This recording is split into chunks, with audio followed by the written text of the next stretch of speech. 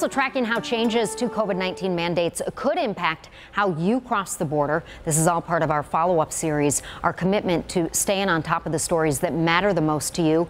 The Canadian government announcing today it will drop most of its remaining mandates next month. This includes showing proof of a COVID vaccination at the border and wearing a mask on planes and public transportation. The country will also stop using that ArriveCan app to collect your travel plans.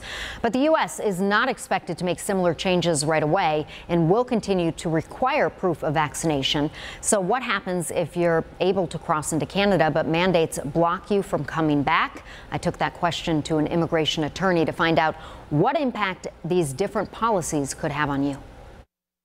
Good news for those that want to travel up to Canada. The Canadian government has said no more COVID-19 restrictions at all. Effective October 1st, you will no longer need to show proof of vaccination to enter Canada. That means you can delete that ArriveCan app. You don't need to be vaccinated. You don't need to wear a mask.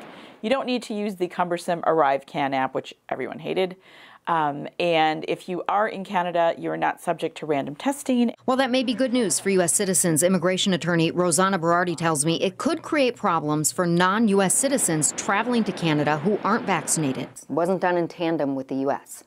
Correct. To be very clear, an American citizen or green card holder cannot be refused entry to his or her own country.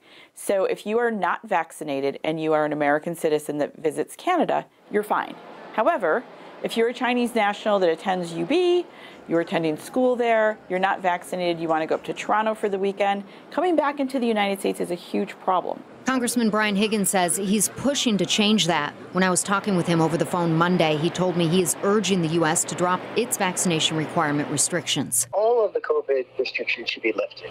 We've come to a point where vaccines are widely available, testing is widely available, and we have therapeutics that we didn't have before. The ArriveCan app and then the Excelsior app, where we entered a lot of personal information, what's going to happen to those and the information we put in there? Well, the information will be kept confidential. But cybersecurity expert Arun Vishwanath tells me there's no guarantee that information will be protected. That's always the concern, right? I mean, at the end of the day, one is it's not a question of if our information will get into the wrong hands. It's always a question of when it will get into the wrong hands. This was an app that was created on behalf of the Canadian government by 5 different private sector entities that were not vendors that we know nothing about. He says all we can do to try and protect our information is practice good data hygiene. Protect our own credit, watch out for ourselves, put credit alerts, report it if anything comes about, and use the media to basically make sure that if there is a report of any breach, it goes back out there.